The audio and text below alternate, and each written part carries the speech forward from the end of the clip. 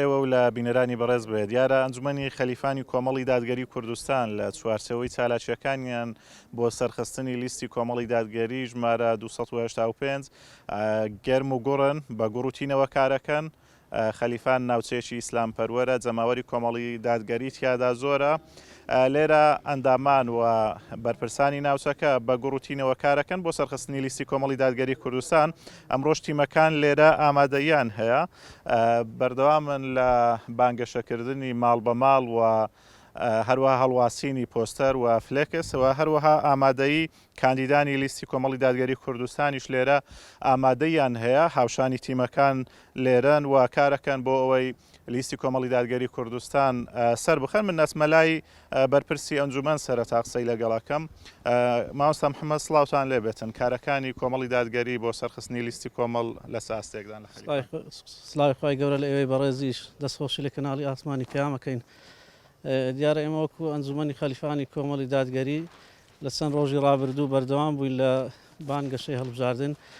تیمەکانمان بەردەوام بووینە لە چەند ڕۆژی ڕابردوو بەبێ پشودان دەستیان خۆش بخوای گەورە پاداشتیان داتەوە، ینی بە شەو ڕۆژ بەردەوام بووینە و ئەمڕۆ هەر بەردەوامی لە بانگەشەی هەڵبژاردن لە سنووری خەلیفان. و سنووری خەلیفان بە تایبەتی ئەمە خەڵکەکی ئیسلام پەروەر و دڵسۆزە لۆ ئەو دینەی داوا لە خەڵکی ئیسلام خوازی ئەو سنوورە ئەەکەین، ئەنی بە گەرم و گوڕی بچە سەر سندوقەکانی دەنگدان دەنگدا بە لیستی کۆمەڵی دادگەری کە جێی ئومێدی خەڵکە. بەڕاستی لیستی کۆمەڵ لیستێکی ئیسلام خوازە، ینی لە خەمی ئەو ملەتەدایە. بە تایبەتی ئەمە لە خەمی خەڵکی فەقیر و هەژار و ئەنی بەردەوام کاندیدەکانمان ئێمە نوێنەریمان بەردەوام لە دیفاعکردن بووینە لە خەڵکی مەزلومی ئەم کوردستانە و داوا لە خەڵکی ئەەکەین بە گەرم و گوڕی بچە سەر سندوقەکانی دەنگدان. بە ئەوانەی ینی لە مارێدا ئەنیشن باوەڕیان بە دەنگدان نیە، داوا لە ئەوانە شکەم پیامێکم هێل و ئەو خەڵکەش ئەو خەڵکە مسلمانەی کە ئەرێن دەنگدان باوەڕن پێنیان بە گەرم و گوڕی ناسنە سەر سندوقەکانی دەنگدان، ینی بەردەوام لە دەنگدان لە بۆی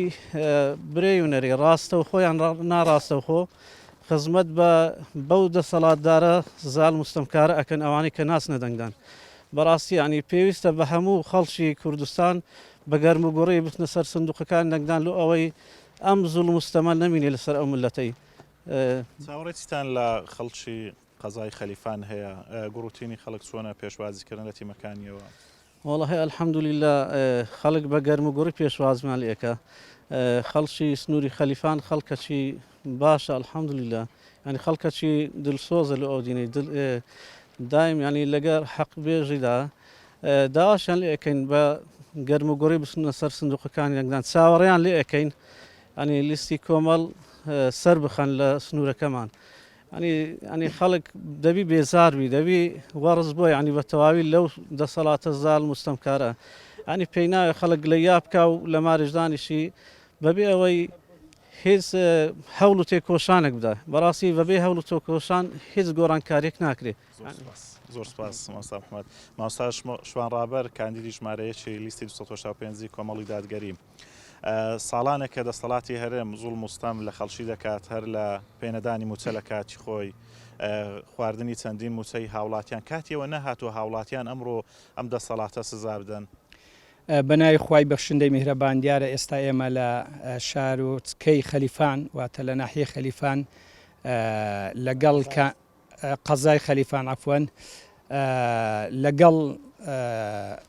کاندیدانی بەڕێز و لە خزمەت پۆلێک لە کادیرانی دانیسقە و بەرجەستەی کۆمەڵی دادگەری لە بارەگای کۆمەڵ کۆبووینەوە بۆ ئەوەی هەڵمەتێکی تری هەڵبژاردن دەست پێ بکەین. بۆیە ئێمە لای خۆمانەوە دەستخۆشیان لێ دەکەین کە لە ڕۆژانی ڕابردوو بە هیچ شێوەیەک درێغیان نەکردووە و ئەمڕۆکەش هەڵمەتێکی تر دەست پێ دەکەن وەکو چەند تیمێک بۆ ئەوەی چەند پۆستەر و فلێکسێتی تر هەڵبواسن. دیارە قەزای خەلیفان مرکزێکە لە مرکزەکانی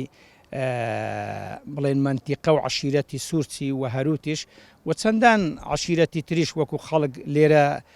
هەن وەکو خۆشنا وەکو باڵەکاتی و ئەوانە مرکزێکی گرنگە بۆ کۆمەڵ لە مێژە لێرە خاوەن بارەگایە خامەوەن کارەوە هەنگاوی باشی ناوە و پێم وایە خزمەتی باشی بە خەڵکی ناوچەکە کردووە خەڵک گومانی باشی بەرامبەر بە کۆمەڵی دادگەریە و ئیسیجابەشیان باشەوە ئێمە دەستخۆشیشیان لێ دەکەین لە هەمان کات داواشیان لێ دەکەین کە دەنجیان بۆ لیستی 285 کۆمەڵی دادگەری بی دیارە سەبارەت بە خودی پرسیارەکەشت بەڕاستی کاگ ئازادی بەڕێز خەڵکی هەرێمی کوردستان لە دوای ساڵی 91 ئەگەر کەسێک ئەو کات لە دایک بی ئێستا تەمەنی 34 ساڵە واتە 34 ساڵە هەردوو لایەنی دەسەڵاتدار لە هەرێمی کوردستان حکومڕانی دەکەن حکومڕانیەکەیان حکومڕانیەکی خراپ بووە بە نمونە دیار بووە بە واقع دیار بووە کە زۆربەی خەڵکی کوردستانیان لێ ڕازی نییە ئەوەی ئەوانی هێشتۆتەوە ئەوەیە کە بەڕاستی پەیوەندیان لەگەڵ خۆر ئاوا باشە بە حکمی ئەوەی کە خزمەت بە مەساڵیح و ئەجندای وڵاتانی خۆر ئاوا دەکەن لۆ لەبەر ئەوەی یەک لە ڕووی ئەخلاق و پەروەردە مەسەلەن تەماشای دەکەی لە منهەجی پەروەردە منهەجیان دەستکاری کرد حتا ئاەت و حەدیث و ئەوانیان لە منهەجی پەروەردە دەرینە و لە هەمان کاتیشدا لە بەغداش ینی نوێنەرایەتێکی خراپی ئەو خەڵکە دەکەن تەماشە دەکەین لە دوای 2003 کە ڕژێمی سەددام ڕووخاوە ئەوان لە بەغدان سەرۆک کۆمار جێگری سەرۆک پەرلەمان ئێستا چوار وەزیریان هەیە 600 پۆستیان هەیە ینی ماوەک پێش ئێستا هەژدە سەفارەتیان وەرگر کە بەسەر خۆیان دادا بەشکرد بەڵام تا ئێستانەیان توانیە مادەی 140 لە دەستوردا جێبەجێ بکەن کە مادەی 140 پەیوەندی بەو ناوچانەوە بوو کە کێشەی لەسەرا دەبواە ئێستا ئەو ناوچانەیان ڕزگار کرد بە ئازاد کرد بە جێڕابایان و سەر کوردستان بەڵام بەداخەوە لە 2017 نیوەی خاچی هەرێمی کوردستانیشیان لە دەستدا هەردوو لایەنی دەسەڵاتدار یەک دەڵێن کەرکووک دڵی کوردستانە یەک دەڵێن قورسی کوردستانە ئەمن نەمدیتوە لاشەی ئینسان بەبێ دڵبژی کاتێک کە دڵ دەوەستی لاشەش ناژی باشە خێرە هەرێمی کوردستان بەبێ کەرکووک دەژی هەندێکیان دەڵێن کەرکووک داگیر کراوە لە دوای 2017 بەڵام لە بەغدا شەڕ لەسەر پۆست دەکەن بۆیە بە پشتیوانی خوای گەورە ئەگەر خەڵکی هەرێمی کوردستان دەنگ بە کاندیدانی کۆمەڵ بدا ئێمە دەربچین لە بەغدا لە ڕێی پەرلەمان لە ڕێی یاسای باش دەردەکەین ڕێگری لە یاسای خراپ دەکەین و مافی خەڵک بەرجەستە دەکەین هەوڵ دەدەین ینی ئەوەی موچەیە ئەوەی میزانیە ئەوەی شایستە داراییەکانە بۆ جوتیاران بۆ ئافرەتان بۆ گەنجان کە هاوسەرگیری پێ بکەن بۆ قوتابیان بۆ هەموو چوێنی و توێژەکانی کوردستان بە پێی یاسا بە پشتیوانی خوای گەورە بەرگریان لێ دەکەین و هەروەها متابعی ئەدای حکوومەتی عراقیش دەکەین و هی هەرێمی کوردستانیش کە تا ئێستا بەڕاستی لەبەر ئەو مەسالیحی خۆیان ینی پەیوەندیەکانیان لەگەڵ بەغدا تێکچووە ینی هەردوو لادێن بە مەسەلم برێن عقوبەی خەڵکی فەقیر و هەژار دەدەن موچە نادەن. بەرزماوەستاشمان ڕابەر دکتۆر ئەحمەد سۆفی یەکێک لە کاندیدانی کۆمەڵی دادگەری لە سنووری پارێزگای هەولێر و ئیدارەی سۆران یەکێک لەو ماوەستانەی کە دوور خراوەتەوە لە وتاربێژی و زوڵمی لێکراوە چیت هەیە بۆ دەنگدەران لەو دەبەرە؟ الحمد لله وحده والصلاة والسلام على من لا نبي بعده وآله وصحبه ومن والاه کاتێک تەماشای ئەو هەڵبژارنە دەکەین هەندێک دەڵێن چێ سەرکەوتووە ئێمە دەڵێن کۆمەڵی دادگەری سەرکەوتووە چونکە سەرکەوتن بەلای ئێمە خوای گەورە فەرمی قەد ئەفلح المؤمنون ئیمانداران سەرکەوتون ئەو ئیماندارانەی نوێژەکانیان بە جوانی دەکەن خۆیان لە قسەی پرۆپوچ و حاشا ناڕاست دوور دەکەنەوە کە خۆپارێزن لە مەسائیلی مصیبەتی شەهەوات وەروە ئەمانەتەکانیان دەپارێزن ئێمە ئەو سیفەتانەوان تێدایە بە ئیزنی خوای گەورە خەڵکی وایە 15 کورسی هەیە 15 کەسی پێ نایەتە سەرجادە ئێمە بە چاوتروکانێک خەڵکێکی خۆبەخش لە پێناو خوای گەورە دێتە پێش مەقەڕەکانمان و بە پیر بانگەوازمانەوە دێ لە خۆشی و نەخۆشی لە هەبوون و لە نەبوون بە هەموو شێوێک لە خزمەتی ئەو ئیسلامەدایە کۆمەڵی دادگەری ئەگەر لە دنیاە نەیبینی لە هەندێک شتا سەرکەوتە بەڵام لە لای خوای گەورە ئینشاءالله سەرکەوتوین و ئینشاءالله لە دنیاش سەرکەوتو دەبین بە حەول و قووەتی خوای گەورە و ئەوەی بەس لەسەر ئێمە واجبە ئەوەیە خوای گەورە فەرمی ئیش بکەن وەقولی اعملوا فسيرى الله عملكم ورسوله والمؤمنون خوای گەورە دەبینی ئێمە کار دەکەین تەسلیمی واقع نابین بین و تەنازل ناکەین لە بۆ هیچ ستەم و هیچ زوڵمێک لە هەر شوێنێک بین لە پەرلەمان بین لەسەر جادە بین لە مزگەوت بین لە هەر جێگایەک بین المؤمن كالنخل المؤمن كالنحل المؤمن كالغيث أينما وقع نفع لە هەر شوێنێکی بین ئینشاءڵڵا نەفعی ئەو خەڵکەمان هەیە و ئەگە خەڵکیش خەڵکی بە نەفعی دەوێ خەڵکی چاچی دەوێ بە ئیزنی خوای گەورە ئێمە خۆمان ئەشوبهێنین بە پیاو چاکان ئەگەر لە ناخی خۆشمان خۆمان پێ پیاوی چاک نەبی بەڵام خەڵک مەدحی ئەوانەی ڕابردووی کردووە خەڵک شاهدیمان بۆ دەدا بە ئیزنی خوای گەورە نیەتمان چاکەیە و خوای گەورەش دەبینی پێغەمبەریش دەبینی صلی الله علیه و سلم ئیماندارانش دەبینن ئێوەش بەخێر بێن سەرچاوان سوپاسی ئەو برا خۆشەویست و ئەو بەڕێزاناکەم کە هاتوونەتە ئێرە بە پیربانگەوازی ئێمەوە و شەو ڕۆژ لە خزمەتدان و ئێمەش لە خزمەتیان دەین. بەڕێگادا هاتین بەشێک لە فلێکسەکانی جەناب و مامۆستا شوان هەڵگیراون لە ڕێگاکە. دەسەڵات بۆ لە فلێکسی کاندیدانی کۆمەڵە ترسێ بۆ هەڵیانەگرێ لە ڕێگا. ئەوە دیارە ئەوڕۆ جەنابی سەرۆکی وەزیران هاتووە تەشریف هێناوەتە سۆران بۆ ئەوەی نەبینی کە خەڵکیت کە غەیریوان هەیە ڕسمەکانیان هەڵگرتیانەوەک ببینینیان نامرتاح ببی و مەکتەبەکانیان ڕاگرتووە و دەوامیان ڕاگرتووە و خەڵکی دەڵێن کۆستەریان بۆ گرتون فەرموو وەرنە حەفلەی زمانی سەدامی شەرەوە خەڵکیان خڕدەکردەوە ئەوە دەلالەت لەسەرەوەی خۆشەویستیان نەماون خەڵک بە خۆشی خۆیان نایە و هەروە دەیانەوێت حەشامەتێکی زۆر لە دەوری خۆیان کۆکەنەوە لە بۆ تەسویرکردنێ کە بەڕاستی ئەوانە شتی مزەیەفن ئەمە باوەڕمان بەشتی مزەیەف نییە باوەڕمان بە شتێک نییە کە لە واقعدا نەبی سەرۆک ئەو سەرۆکەیە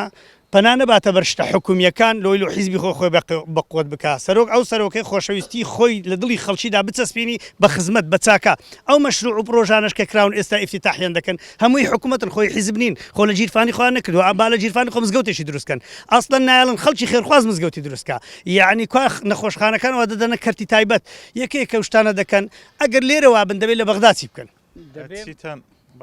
مەجال هەیە لەسەر لێترسان قسەیەکی کورتکەم طبعا ئەمە دوو جۆرە لێترسانمان هەیە لێترسانە لۆ ئیجابیە یەکێک لۆ سلبیە طبعا کۆمەڵی دادگەری هێزێکی شۆڕژگێر بووە ئەو خەڵکەی کە لەگەریدا زۆری هەبووە پێش ئینتیفازەی لە دەرێ بووە بە خوێن خەباتی لە پێناو ئازادکردنی هەرێمی کوردستان و بەدیهێنانی ئەو کیانەدا کردووە کە ئێستا ئێمە بەشێکین کە بەداخەوە